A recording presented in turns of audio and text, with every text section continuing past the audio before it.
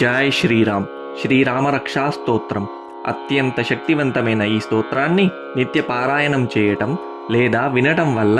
పాపహరణం జరిగి సంతోషం, విజయం, రక్షణ కలుగుతుంది. ఎవరైతే ఈ స్తోత్రాన్ని భక్తి శ్రద్ధలతో పారాయణ చేస్తారో వారికి అశ్వమేధ యాగం కన్నా ఎక్కువ ఫలితం కలుగుతుందని ఫలశ్రుతి. అస్య శ్రీరామ రక్షా స్తోత్ర మంత్రస్య బుధ కౌశిక ఋషి శ్రీ సీతారామచంద్రో దేవతా అనుష్టుప్ ఛందః సీతాశక్తి శ్రీమాన్ హనుమాన్ కీలకం శ్రీరామచంద్ర ప్రీత్యర్థే రామరక్షా స్తోత్ర జపే వినియోగః. ధ్యానం ధ్యాయేత్ ఆజానుబాహుం ధృతశరధనుషం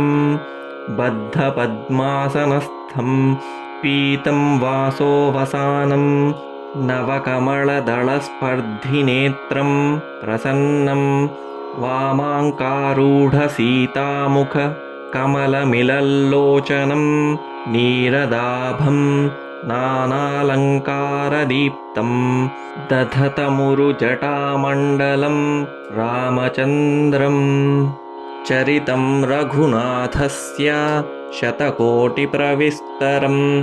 ఏకైకమక్షరం పుంసాం మహాపాతకనాశనం ధ్యాత్వా నీలోత్పలశ్యామం రామం రాజీవలోచనం జానకీలక్ష్మణోపేతం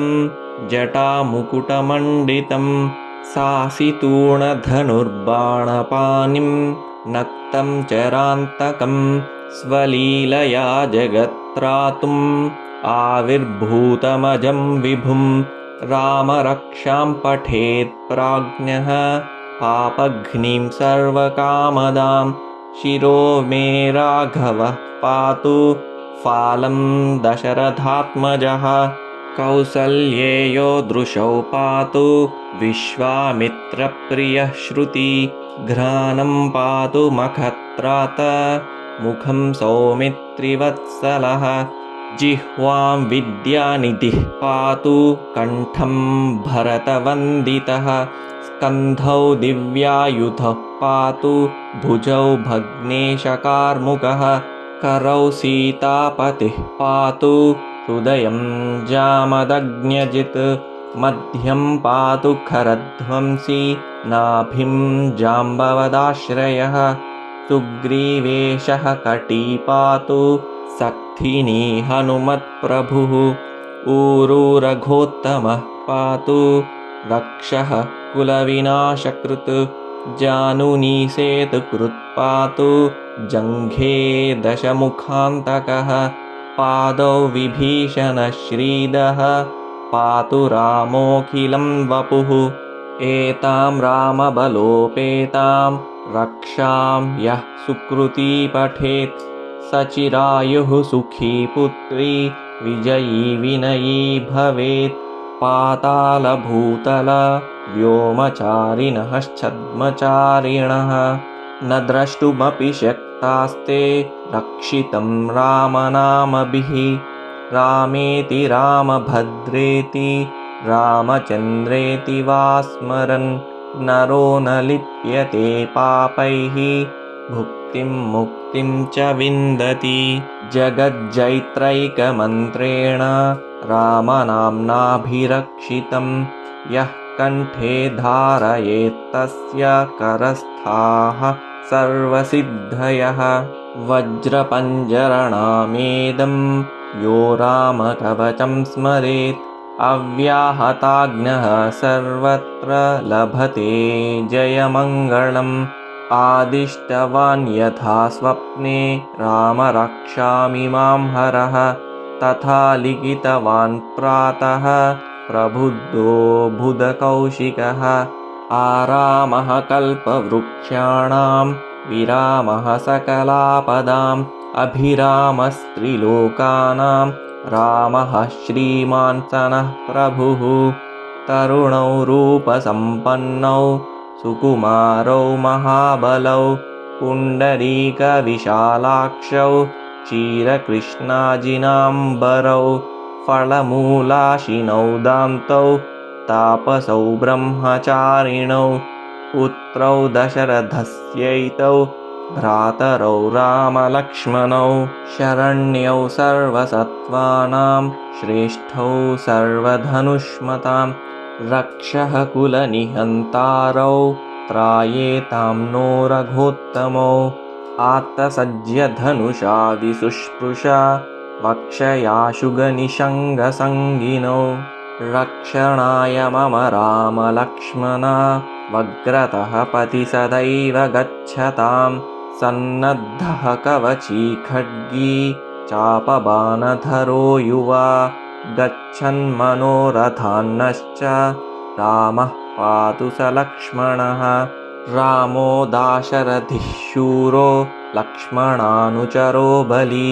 काकुत्स्थः पुरुषः पूर्णः कौसल्येयो रघूत्तमः वेदान्तवेद्यो यज्ञेशः पुराणपुरुषोत्तमः जानकीवल्लभः श्रीमान् अप्रमेयपराक्रमः इत्येतानि जपेन्नित्यं मद्भक्तः श्रद्धयान्वितः अश्वमेधाधिकं पुण्यं सम्प्राप्नोति न संशयः रामं दूर्वादलश्यामं पद्माक्षं पीतवासनं स्तुवन्ति नामभिर्दिव्यैर्न ते संसारिणो नराः रामं लक्ष्मणपूर्वजं रघुवरं सीतापतिं सुन्दरं काकुत्स्थं करुणार्णवं गुणनिधिं विप्रप्रियं धार्मिकं राजेन्द्रं सत्यसन्धं दशरथतनयं श्यामलं शान्तमूर्तिं वन्दे लोकाभिरामं रघुकुलतिलकं राघवं रावणारिं रामाय रामभद्राय रामचन्द्राय वेधसे रघुनाथाय नाथाय सीतायाः पतये नमः श्रीराम राम रघुनन्दन राम राम श्रीराम राम भरताग्रज राम राम श्रीराम राम रणकर्कश राम राम श्रीराम राम शरणं भव राम राम श्रीरामचन्द्रचरणौ मनसा स्मरामि श्रीरामचन्द्रचरणौ वचसा गृह्णामि श्रीरामचन्द्रचरणौ शिरसा नमामि श्रीरामचन्द्रचरणौ शरणं प्रपद्ये माता रामो मत्पिता रामचन्द्रः स्वामी रामो मत्सखा रामचन्द्रः सर्वस्वं मे रामचन्द्रो दयालुः नान्यं जाने नैव जाने न जाने दक्षिणे लक्ष्मणो यस्य वामे च जनकात्मजा पुरतो मारुतिर्यस्य तं वन्दे रघुनन्दनं लोकाभिरामं रणरङ्गधीरं राजीवनेत्रं रघुवंशनाथं कारुण्यरूपं करुणाकरं तं श्रीरामचन्द्रं शरणं प्रपद्ये मनोजवं मारुततुल्यवेगं जितेन्द्रियं बुद्धिमतां वरिष्ठं वातात्मजं वानरयूथमुख्यं श्रीरामदूतं शरणं प्रपद्ये कूजन्तं राम रामेति मधुरं मधुराक्षरम् आरुह्य कविताशाखां वन्दे वाल्मीकिकोकिलम् आपदामपहर्तारं दातारं सर्वसम्पदां लोकाभिरामं श्रीरामं भूयो भूयो नमाम्यहं भर्जनं भवबीजानाम् आर्जनं सुखसम्पदां तर्जनं यमदूतानां राम रामेति गर्जनं रामो राजमणिः सदा विजयते रामं रमेशं भजे रामेणाभिहता निशाचरचमू रामाय तस्मै नमः रामान्नास्ति परायणं परतरं रामस्य दासोऽस्म्यहं। रामे चित्तलयः सदा भवतु मे, भो राम मामुद्धर।